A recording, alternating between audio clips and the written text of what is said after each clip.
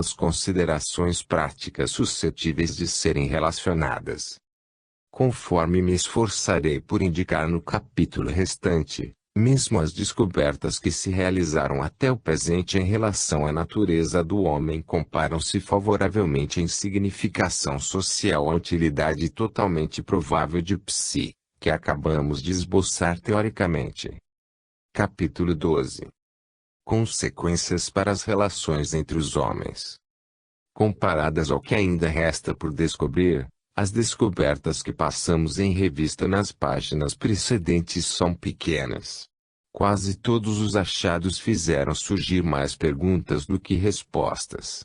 Temos estado mais a abrir novo campo de pesquisas do que esgotando o campo antigo, e as pesquisas de psi foram mais exploratórias do que explicativas.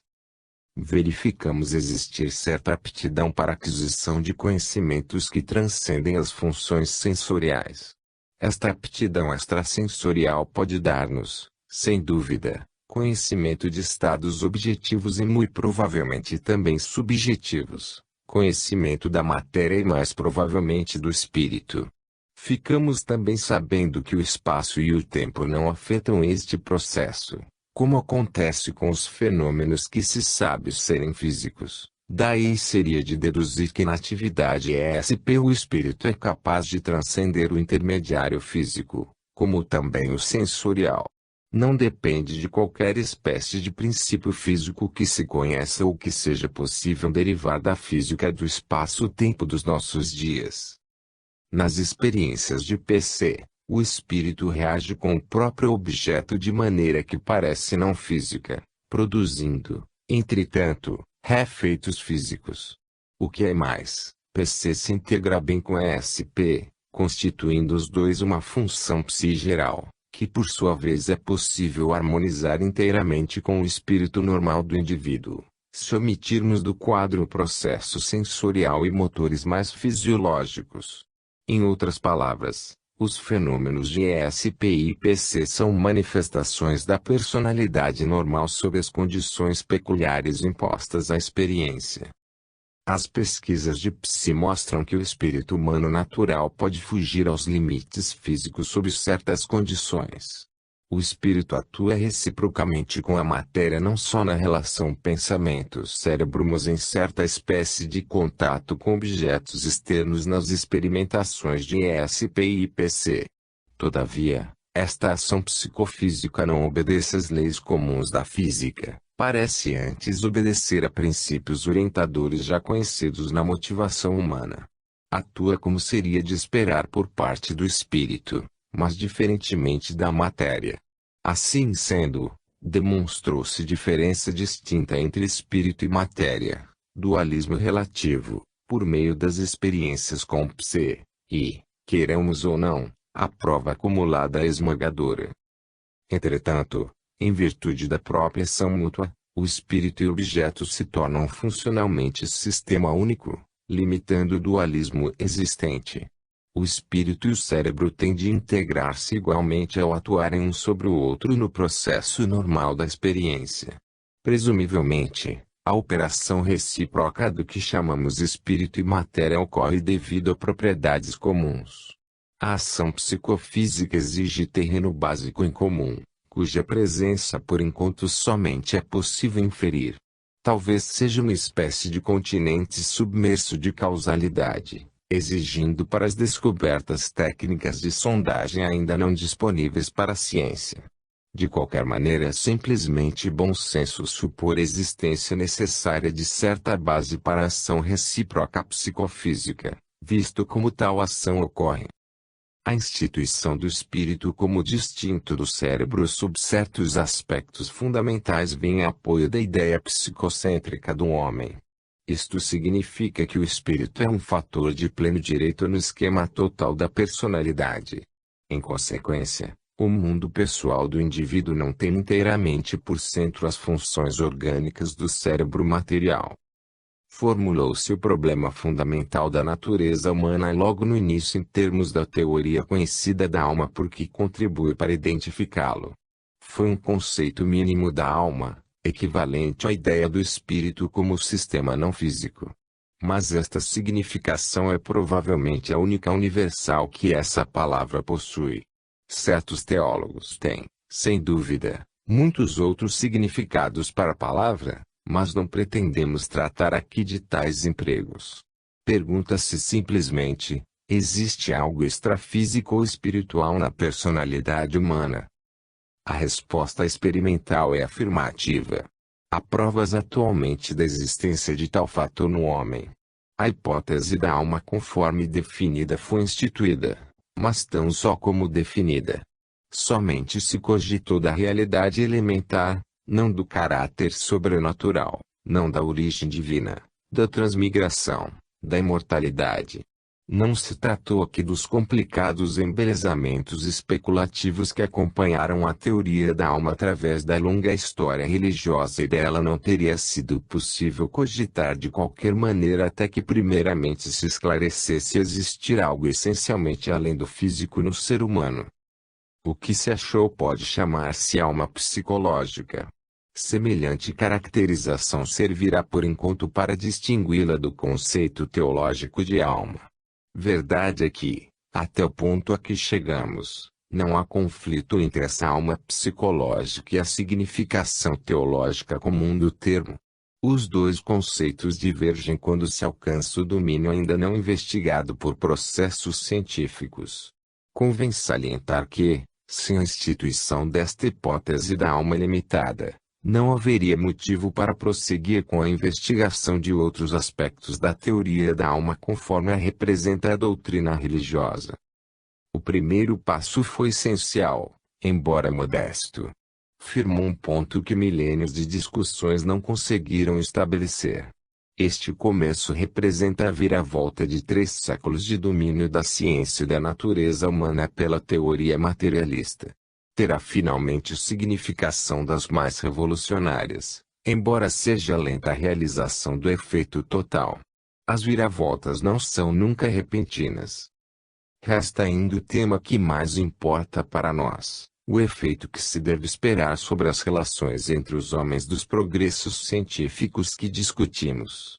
Evidentemente, o objetivo social mais elevado consiste em instituir relações humanas mais felizes mediante a criação de um código de vida universalmente melhor.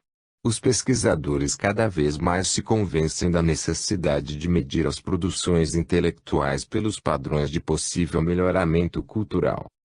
Sem dúvida, não se devem basear as boas relações humanas na fé ou em conjecturas. Somente poderão resultar da compreensão do que são os seres humanos, e o eixo natural de todo o conhecimento das relações humanas deverá ser a ciência da psicologia. Através dos anos, o eixo tornou-se perniciosamente excêntrico e fora de centro devido à pressão elevada das escolas materialistas do pensamento. Mas é a própria psicologia que ficará agora mais radicalmente afetada pelos novos desenvolvimentos originados de uma subdivisão, a parapsicologia. Parece razoável dizer que esta influência corretiva poderá, dentro em pouco, tornar-se bastante forte para dominar a excentricidade atual. Reveste-se de importância saber, na realidade, quanto tempo será preciso. Nas condições atuais, o foco do interesse mundial gira em torno à psicologia como nunca antes. De todos os ramos da ciência, o estudo da natureza humana deve ser promovido vigorosa e ardentemente por todos os meios possíveis, se tivermos de evitar o caos mundial de que fomos solenemente avisados e chocantemente lembrados. Homens ponderados já estão temendo seja muito tarde, que a nossa ignorância das forças existentes dentro de nós venha causar a nossa destruição antes que nos seja dado ela remediar e neutralizar-lhe as terríveis consequências. Esperam-se grandes mudanças, fundamentais, na psicologia. Uma vez firmada a ideia psicocêntrica do homem, a psicologia torna-se mais uma vez, de maneira mais significativa, a ciência da vida mental. O homem como pessoa volta ao centro do palco psicológico, em lugar do artefato de comportamento, o autômato cerebrocêntrico, que o haviam suplantado. Assim também a psicologia terá agora o próprio reino distinto de estudo, Não será mais simples extensão da fisiologia. A ciência da psique tem princípios peculiares próprios, limites definidos, individualidade própria. O verdadeiro domínio começa para ela onde cessa a fisiologia sensori-motor, embora atualmente ninguém esteja em condições de conjeturar quais sejam os limites exteriores e toda a sua extensão. A muitos agradará essa mudança de centro para a psicologia. Serão principalmente os que ora trabalham com pessoas, precisando desesperadamente melhor compreendê-las. A psicologia entrará agora em relação mais efetiva com as necessidades práticas da cultura atual. Começará a compreender os homens conforme vivem, não conforme se assemelhem a sistemas físicos comuns. Mais importante ainda, os homens compreenderão a psicologia e a utilização. Qualquer amplo setor dos negócios humanos, religião, educação, higiene mental, economia, governo, ética, terá finalmente de sofrer a influência da mudança radical, que parece inevitável em psicologia, exatamente como a medicina há algumas gerações sofreu a influência da descoberta biológica revolucionária da infecção bacteriana. Não nos será possível acompanhar aqui todas as consequências da psicologia psicocêntrica para as inúmeras relações humanas afetadas. Só dispomos de espaço suficiente para duas amplas diretrizes de discussão: a significação das descobertas da parapsicologia em relação à religião é a moralidade. O que a parapsicologia descobriu a respeito do homem afeta mais diretamente a religião. Apoiando em base experimental, o conceito psicocêntrico da personalidade, que as religiões haviam presumido, a parapsicologia já demonstrou a importância que tem para o campo próprio a religião. E possível transladar, sem grande dificuldade, a maior parte dos dogmas principais da religião em problemas experimentais de parapsicologia. Uma e outra tratam de problemas e doutrinas que têm por centro órgãos pessoais no universo, não aceitos nas ciências ortodoxas. Uma e outra tem em mira descobrir e utilizar todas as forças e aptidões pessoais não aceitas, capazes de contribuir para que os homens vivam mais bem juntos. A relação da parapsicologia para o campo da religião é, pelo menos teoricamente, muito semelhante à da fisiologia para a medicina, ou da física para a engenharia. Até aí a influência da parapsicologia sobre a religião foi construtiva. Até onde alcança, a descoberta de prova que o homem é algo mais do que ser físico vem em apoio da doutrina religiosa mais fundamental e mais geral, isto é, que o homem possui natureza espiritual. O indivíduo religioso muito conservador, cuja fé nas autoridades da sua crença é muito forte, talvez não ache necessário esse apoio da ciência, ou que não é suficientemente importante para ter certo valor. Mas tanto homens como mulheres, em grande números, que tiveram certa experiência com as lutas intelectuais sobre a religião, receberão favoravelmente qualquer prova de caráter experimental sólido que lhes forneça a verdade em relação a qualquer crença religiosa fundamental. De fato, grande número de pessoas desejará saber até que ponto a ciência poderá ir, se existe algo mais na doutrina religiosa capaz de comprovação mediante investigação científica. Viram como, em todos os outros campos do conhecimento e das aplicações, o método científico mostrou-se altamente produtivo. Não há motivo para olhar para trás em direção a antigas fontes de conhecimento no campo da religião como não haveria no campo da agricultura. Haveria quase a mesma lógica em recorrer aos antigos para os princípios da engenharia e utilizar na construção de pontes, de rádios ou de aparelhos de radioscopia como se os fôssemos buscar para o planejamento religioso muito mais importante da vida humana. Tanto a educação quanto a psiquiatria preocupam-se, por igual com a religião, com problemas dos seres humanos. Tanto uma como outra estão realizando progressos e expandindo os respectivos domínios por meio da utilização dos processos científicos de descoberta. Poderá a religião, em face de problemas muito mais importantes, permitir-se fazer menos? Na situação atual, a parapsicologia já invadiu os domínios da religião. Ninguém pode supor que pare onde está, especialmente quando as aptidões de que estivemos cogitando, ESP e PC, muito naturalmente nos conduzem a problemas de caráter parapsicológico, que importam igualmente em crenças religiosas de importância decisiva. Por exemplo, tanto no campo da religião como fora dele, indaga-se a respeito do papel de ESP na oração. Interessante resposta a esta pergunta. Provavelmente tudo quanto se possa dizer atualmente a respeito, encontra-se na obra de Gerald, Prefácio à Oração. O autor assinala a ESP papel saliente positivo nos 3 tipos de oração que distingue e discute. Assim também o Dr. Frank Sellerbach fala dessa relação no volume há pouco publicado Oração. De maneira mais geral, Aldous Huxley transporta as descobertas da parapsicologia diretamente ao âmago de algumas das maiores questões relativas ao pensamento religioso em filosofia pessoal. Mesmo agora, a pesquisa de parapsicologia entra em contato com outras grandes questões de religião. Se o espírito do homem é não físico, será possível formular um quadro hipotético de sistema de mundo não físico composto de todos esses espíritos existindo em certa espécie de relação. Esta ideia conduz indagações de uma espécie de alma superior psíquica ou reservatório, ou contínuo, ou universo, possuindo o sistema próprio de leis e propriedades e potenciais. E possível imaginar este grande conjunto total como possuindo singularidade transcendental sobre a natureza das respectivas partes e acima delas, que se poderia denominar de divindade. Contudo, é no problema da imoralidade que melhor se tem encontrado a religião e a parapsicologia. Este problema é relativamente antigo na nova ciência da parapsicologia. Quase desde o início as sociedades de pesquisa psíquica tentaram tratar da questão da sobrevivência do homem à morte corpórea, encontrando-lhe uma solução. Os seus esforços se concentraram principalmente sobre a análise e interpretação de comunicações provenientes de médium, pretendendo originar-se de espíritos desencarnados.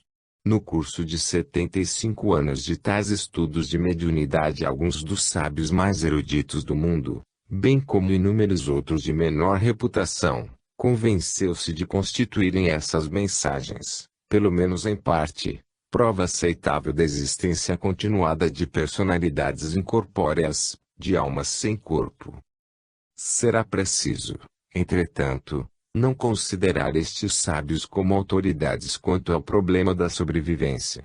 Devemos nos lembrar terem também aceito a prova primitiva da telepatia, que, conforme vimos mais tarde, também poderia explicar-se logicamente tão só por meio da clarividência. Provavelmente, certa inclinação para acreditar entrou na interpretação da prova da telepatia e a mesma espécie de indevida presteza para aceitar pode ter figurado na decisão favorável quanto à sobrevivência. De fato, houve quem interpretasse a mesma prova como explicável pela capacidade de ESP do médium, combinada à aptidão para dissociar com facilidade, por exemplo, passar o estado de transe. O desejo de manifestar mensagens simpáticas para consolo dos clientes, ou o dom dramático de personificação. A questão da sobrevivência é difícil, muito difícil mesmo. Nem mesmo é fácil formular claramente o problema, visto como pessoas diferentes atribuem significados diferentes à questão, mesmo quando se exprimem por palavras semelhantes. A fim de evitar desesperada confusão sobre vocábulos, será preciso formular primeiramente a pergunta sob a forma de maior simplicidade possível. Qualquer parte de uma pessoa de qualquer maneira é suscetível de descobrir se é capaz de sobreviver à morte do corpo por um período qualquer. Mesmo sob esta forma simples, ainda não foi possível responder a pergunta. Seria naturalmente de extrema dificuldade conseguir resposta negativa fidedigna, se de fato fosse viável. Todavia, está longe de fácil avaliar as provas positivas já conseguidas. Algumas parecem suscetíveis de interpretação que favoreça razoavelmente a hipótese de sobrevivência espiritual, mas esta hipótese não constitui a única explicação logicamente possível da prova. E somente quando a prova a favor da sobrevivência for bastante boa para nos compelir a afastar todas as outras possibilidades racionais, por mais forçadas que se afigurem, poderemos considerá-la concludentes. Tal padrão que outros progressos da parapsicologia tiveram de satisfazer antes de nos prontificarmos a aceitá-los como firmados. A pesquisa relativa à sobrevivência está ainda longe deste ponto, mas nem por isso a sua contribuição é de desprezar. As pesquisas de psi já contribuíram grandemente para o problema da sobrevivência. Por outro lado, quanto mais fomos descobrindo em relação aos processos de ESP e PC, tanto mais plausível se tornou a hipótese da sobrevivência. Entretanto, ao mesmo tempo, tanto mais difícil tornou-se a investigação. Este efeito em dois sentidos do trabalho sobre ESP-PC exige uma palavra de esclarecimento. Muitas pessoas fundamentalmente interessadas na questão da sobrevivência não apreciam convenientemente como se relacionam intimamente as descobertas de ESP-PC. E algumas não hesitam em exprimir impaciência em vista de não nos dedicarmos imediatamente sem reservas ao problema da sobrevivência. Considere-se primeiramente a influência favorável da pesquisa de ESP-PC sobre a hipótese da sobrevivência. Se fosse possível confiar somente na lógica, a prova de ESP seria mais do que suficiente para estabelecer a hipótese da sobrevivência sobre bases lógicas. Conforme o leitor se lembrará, quando se verificou funcionar o ESP livre das limitações de espaço e de tempo, interpretou-se tal descoberta como significando que o espírito é capaz de atuar independentemente até certo ponto do sistema espaço-tempo da natureza. Ora, tudo quanto a imortalidade significa importa em liberdade dos efeitos do espaço e do tempo. A morte afigura-se como sendo simplesmente questão de chegar a uma parada no universo do espaço-tempo. Portanto, concluir que há pelo menos certa espécie de sobrevivência técnica pareceria seguir-se como derivação lógica da pesquisa de ESP. Reconhecemos ser impossível basear-nos simplesmente em argumentos acadêmicos para responder a semelhante pergunta, ou, antes, não podemos mais confiar neles. Podemos dizer que a pesquisa de ESP faz diretamente surgir a questão do lugar da personalidade no sistema espaço-tempo, oferecendo positiva indicação a favor da sobrevivência. Se não tivesse havido nunca a formulação anterior de problema da sobrevivência, ele teria surgido da pesquisa de ESP. Todavia, a questão da sobrevivência teve de esperar definidamente pelo trabalho sobre ESP-PC. Assim ter-se-ia de verificar em qualquer caso, independentemente da maneira pela qual a questão surgiu. Em primeiro lugar, impõe-se o conhecimento dos limites e condições da operação do processo da psi antes de ficarmos em condições de planejar experimentações adequadas a respeito da hipótese da sobrevivência. Somente depois de estarmos de posse de algo que ultrapasse o alcance da explicação por meio de ESP e PC começa o processo para a sobrevivência. Em consequência, era impossível no passado qualquer pesquisa bem planejada e completa sobre a questão da sobrevivência por falta de conhecimento a respeito de ESP e PC. Nem estamos ainda em condições de atacar frontalmente tal problema pela experiência. É possível, contudo, dar início ao estudo preliminar e longo dos meios que se tornarão necessários para a investigação da sobrevivência. Nota-se outra correlação igualmente importante entre ESP-PC e a sobrevivência. Se os seres humanos não tivessem aptidão ESP ou PC, seria difícil conceber qualquer possibilidade de sobrevivência e certamente a sua descoberta seria impossível. Nas circunstâncias atuais, está demonstrada a atividade não física do espírito.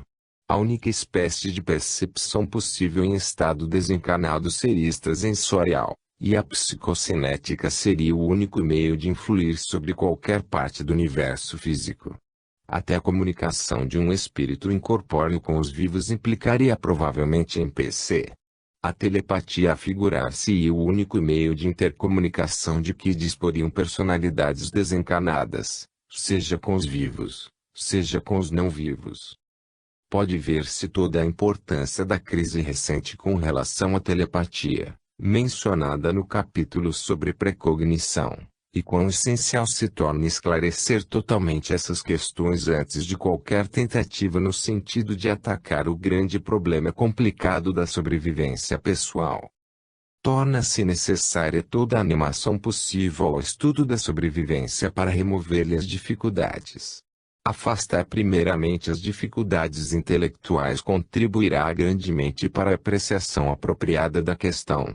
Este passo preliminar não é de modo algum fácil, porquanto a prova do íntimo paralelismo entre a função mental e a estrutura corpórea oferece sério desafio à hipótese da sobrevivência.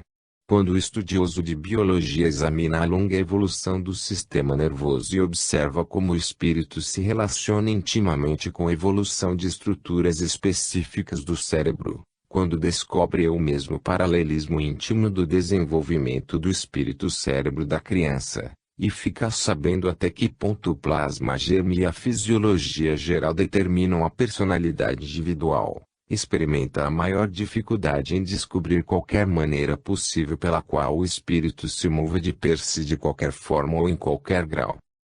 Em face do fundo biológico atual, a sobrevivência parece inteiramente inconcebível. Entretanto, não deixa de ser verdade que alguns dos que se convenceram da hipótese da sobrevivência estavam especialmente bem informados a respeito das ciências biológicas. E devemos lembrar-nos igualmente de que, em certos estádios da investigação, muitas hipóteses parecem possíveis, que mais tarde se tornam compreensíveis quando passamos a dispor de outros fatos. Nada, por exemplo, parecia mais impossível ao psicólogo comum de algumas gerações anteriores do que certos fenômenos de hipnose. Não hesitava a pô-los de lado como simulação.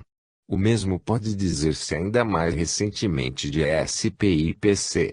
Entretanto, muito embora parecessem tão impossíveis, demonstrou-se que tais aptidões são naturais. Se nos tivéssemos de deter ante tudo quanto parece impossível, não teríamos ido muito longe na ciência. É preciso manter aberta a questão da sobrevivência à investigação pelo método científico. Não nos arriscamos a deixar de lado questão de tal magnitude. Todavia a pesquisa desse problema exige decididamente novo método. E a maior necessidade. Sem ele, a pesquisa em relação à sobrevivência continuará sem conclusão. A tarefa espinhosa e incerta de analisar os pronunciamentos mediúnicos tem fatigado, se não derrotado, inúmeros investigadores. Tem faltado de tal maneira aos registros da mediunidade as precauções e controles que qualquer conclusão atual é arriscada. Embora não seja de esperar conseguir-se o equivalente de uma experiência de cartas SP ou de dados PC, há muito a fazer para simplificar e controlar o estudo experimental da mediunidade. É possível dar início a esse estudo dos processos sem ter que esperar por maiores detalhes do domínio SPPC. A melhor estratégia para o problema da sobrevivência exige ataque múltiplo. Os exploradores do setor devem ter a liberdade de examinar qualquer fenômeno que pareça importante, ocorra onde ocorrer. Talvez quanto mais primitiva a situação, tanto melhor. Os antropólogos falam-nos de manifestações que lhes parecem espíritas entre certos povos iletrados. Devemos estar dispostos a arriscar-nos muito ao proceder aos primeiros levantamentos. Se uma em 10 ou uma em 1000 dessas investigações der qualquer resultado real, ninguém se preocupará com o custo. Não precisamos acreditar em seja lá o que for de antemão a respeito da credibilidade a priori de uma ocorrência. Se relatar em série presumivelmente de boa fé, dever-se-á investigá-la. O desprendimento científico favorece a boa vontade em relação a qualquer possibilidade nos resultados. Há outra maneira de atacar o problema da sobrevivência. tem de ver com a análise dos relatórios de todos os tipos de experiências parapsíquicas espontâneas que tragam consigo qualquer sugestão de agente incorpóreo ou espírito. Devemos sem dúvida recolher informações de qualquer espécie sobre tais experiências, sempre atentos aos tipos singulares, os que indicam, mais peculiarmente a operação de personalidades desencarnadas. Devemos manter-nos prevenidos contra qualquer tendência de confiar em tais relatórios como prova final, mas será possível verificar, do estudo comparativo deles, como certos fatos ocorreram provavelmente, ficando afinal em condições de planejar nova maneira de atacar a questão, experimentalmente, a fim de submeter a exame a ideia. Há outros planos em gestão que oferecem iguais possibilidades, embora não sejam suscetíveis de descrição resumida. Acontece sempre que os processos se multiplicam à proporção que a pesquisa progride. Qualquer espécie de sobrevivência de certa porção da personalidade, por um período qualquer, encerra tal significação para o pensamento humano e opinião que chega a apocar, em comparação, quase qualquer outra descoberta científica. Reflita-se simplesmente sobre a maneira pela qual teríamos de expandir a nossa concepção do universo conforme ora a conhecemos. Não precisamos nos deter, embora não fosse possível exagerar, na importância da hipótese da sobrevivência. A longa persistência dessa opinião, em base de fé pura e não amparada, constitui testemunho eloquente da sua utilidade cultural e valor social. Valor que somente poderá tornar-se completamente eficaz se adquirir o apoio de conhecimento científico firme. Considere-se, porém, por igual, a alternativa. Será preciso encará-la com igual equilíbrio das soluções e consequências. Que acontecerá se o ataque mais exaustivo, cuidadoso e diversificado somente resultar na impossibilidade de encontrar-se qualquer prova a favor da sobrevivência? Achados negativos não poderão nunca refutar a sobrevivência, mas todos poderiam desistir se no fim as pesquisas longas e persistentes não exibissem qualquer prova. Se tal for o caso, pode ter-se certeza de uma única consequência. Quando chegar a ocasião em que todas as brechas se encontrem preenchidas, completando-se o nosso conhecimento de trechos isolados em relação ao espírito humano, inclusive o sistema processo de ESPPC atuando através do espaço e do tempo, estaremos de posse de sistema tal de faculdades e propriedades tão magnificamente harmonioso que esta aspiração particular da humanidade pela imortalidade não fará falta a ninguém.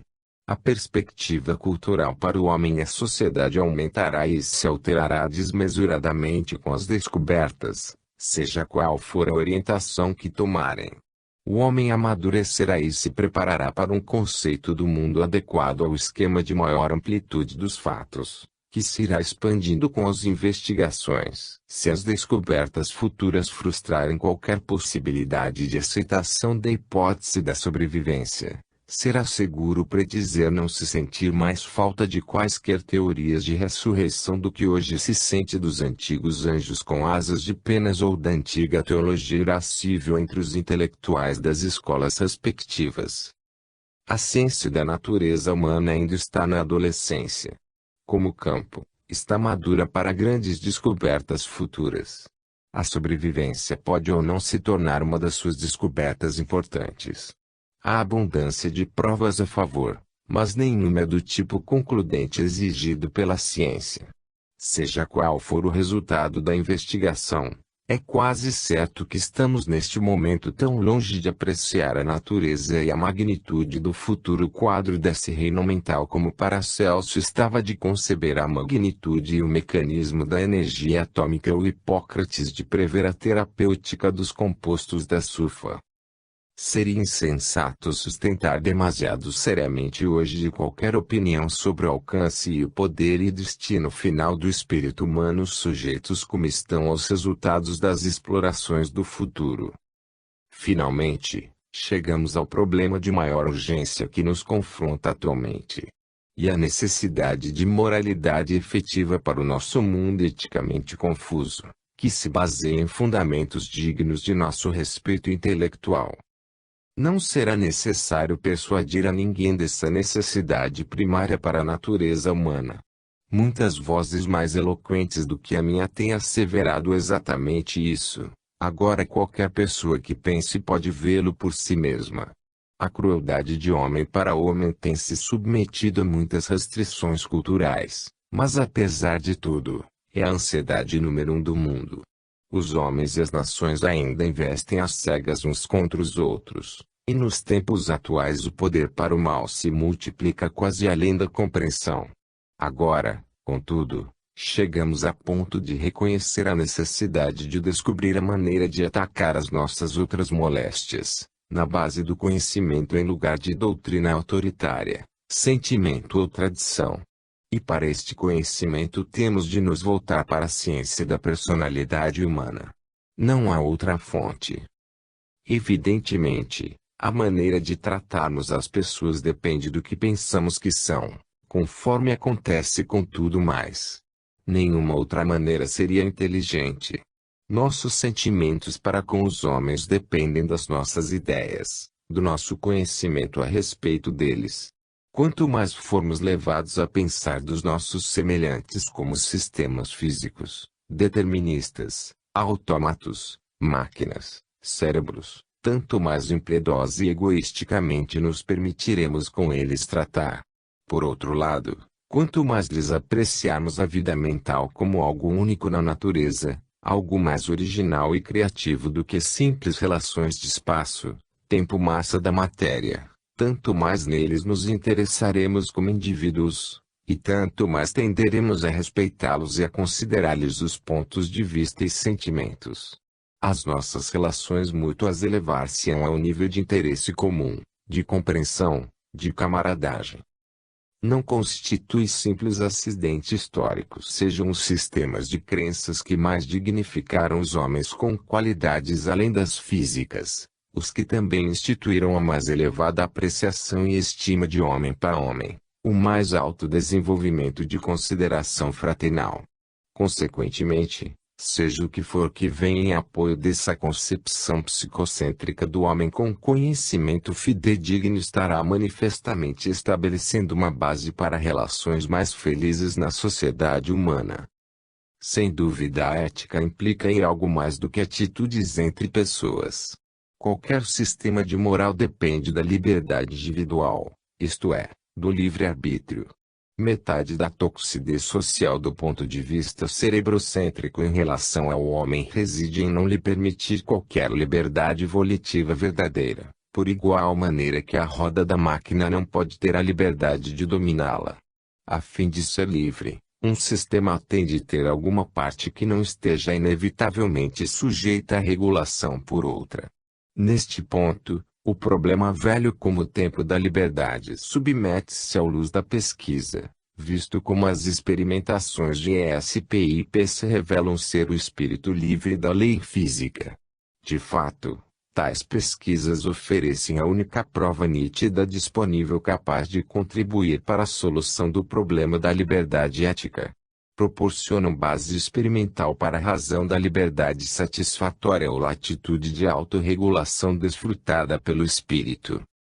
Ter-se-á de inquirir melhor qual deva ser o tamanho dessa razão de liberdade.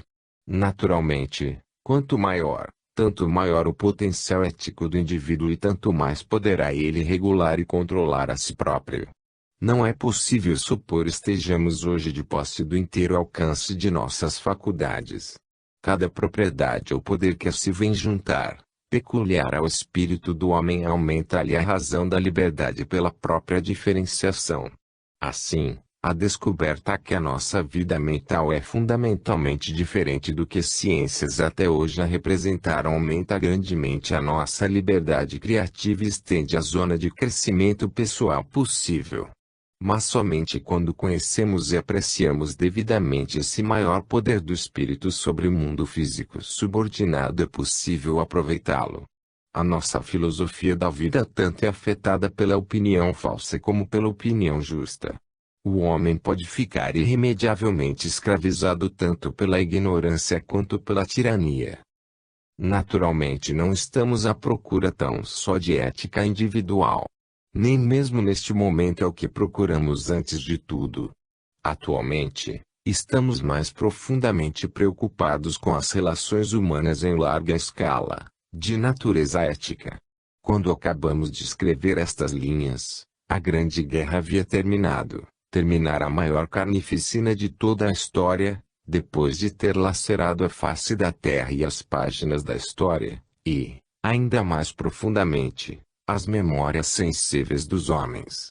Homens e mulheres ponderados e resolutos estão dizendo com todo o fervor da alma que tal não deverá ocorrer novamente. O crescendo elevado de devastação que alcançou Nagasaki, acompanhado de revelações retumbantes de outras armas quase prontas, ao cessar a guerra deixou a humanidade por toda parte nas garras de cruéis pensamentos pelo futuro dos homens. Todos desejam a paz. Desejamo-la desesperadamente, agora mesmo. Mas os homens não lutam por muito tempo por objetivos negativos e a paz, na melhor hipótese, não é objetivo positivo.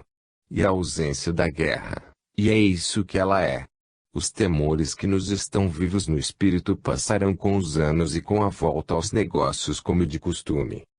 A paz, portanto, não é em si objetivo primário suficientemente concreto. É vazio e temos de enchê-lo e fortificá-lo com propósitos positivos firmes. O mais firme não será bastante. Temos de desejar algo além da paz com os nossos semelhantes, ou não conseguiremos nem mesmo isso. Pode formular-se a questão de maneira simples: se não devemos odiar os homens e combatê-los, teremos de aprender a simpatizar com eles, ajudá-los, estimá-los. Teremos de desenvolver fortes sentimentos comuns. Sejamos mais específicos. O lugar que a guerra ocupa com tanta rapidez em nossos espíritos sob provocação tem de ser preenchido com apreciação positiva, encadeados, fraterna entre povos, raças, sociedades, homens, por toda parte. A união cooperados dos povos em torno à terra, a troca de culturas, produtos, ideias, recreação e valores em magnífica escala construtora deve opor-se à exploração, à concorrência destruidora, ao domínio implacável. Somente dessa maneira poderemos esperar produzir espírito de relações humanas harmoniosas com o qual não seja capaz de concorrer o impulso da conquista no espírito dos homens. Agora, sobre o terreno firme da pesquisa, nos estamos movendo em direção a este objetivo. Pela descoberta de sanção experimental para a concepção psicocêntrica do homem, somos levados a considerar as pessoas do mundo inteiro como sendo mais do que corpos. Sabemos, não simplesmente baseados na fé, mas em provas, que possuem espíritos independentes dotados de verdadeira escolha volitiva na determinação criativa da própria vida, e que dispõem de potencialidades pessoais peculiares para contribuições culturais ímpares ao mundo. As demarcações superficiais de grupos de caráter físico declinam de importância à proporção que se reconhece a significação da vida interior do espírito. Pode considerar-se a força social de ligação das relações espirituais, em contraste com as relações físicas entre os homens, como sendo tão reais e efetivas como qualquer outra força do universo. Esta força construtiva de ligação que os homens possuem uns sobre os outros constitui a arma principal de paz. Vimos que tão só na base de autoridade e fé a aceitação por parte do homem de fator livre governante acima do sistema físico-químico fê-lo elevar-se dos impulsos grosseiros, egoístas, belicosos próprios à sua natureza primitiva. A elevação deste conceito do homem ao nível de segurança que acompanha a lei científica dá-lhe uma força de segurança e convicção que a sugestão só por si não poderá nunca realizar. Será indispensável a força adicional do conhecimento da própria natureza pessoal para resgatá-lo do impasse atual em que o capturou o próprio poder inventivo brilhante mas desordenado. O que se pode esperar desta atitude de busca dos fatos torna-se evidente pela analogia com a medicina. Houve tempo em que tanto a saúde quanto as relações humanas estiveram sob o domínio da fé. O mesmo chefe tribal era um tempo curandeiro e juiz. Conforme se deu, a maneira científica de resolver problemas veio em primeiro lugar em auxílio do corpo humano e hoje, como resultado, não podemos encontrar palavras para comparar a saúde do mundo com o que era há 1000 anos. E agora, vagarosamente mas com segurança, os processos científicos estão alcançando o aspecto mental do homem. À proporção que a personalidade do homem for abandonando o estado de fé, negação, controvérsia, especulação e mistério também se tornarão motivo de conhecimento ao invés de doutrina. Tendo o apoio da prova experimental, as novas descobertas da ciência da vida mental se derramarão pelo mundo tão eficazmente como as ciências do corpo. E podemos esperar com segurança que uma ordem mais elevada de entendimento fraternal e cooperação as acompanhará através de oceanos e continentes, pela mesma forma que o saneamento e a saúde seguiram pela trilha do conhecimento da higiene e da medicina. É chocante mas verdadeiro que conheçamos hoje o átomo melhor do que o espírito que o conhece. Se nos fosse dado adquirir metade do conhecimento do espírito como a física conseguiu adquirir dos elementos da matéria, ficaríamos provavelmente em condições de formular e utilizar princípios orientadores de inconcebível significação para a vida humana e a sociedade. As pesquisas que conduziram à bomba atômica instituíram um padrão para nós. Revelaram-nos algo do que temos o direito de esperar da pesquisa altamente concentrada quando os homens desejam realmente adquirir certo conhecimento. Trata-se, portanto, somente de saber com que urgência desejamos conhecer o que seja a psicologia nuclear. Os acontecimentos forçam sobre nós a comparação com a física nuclear.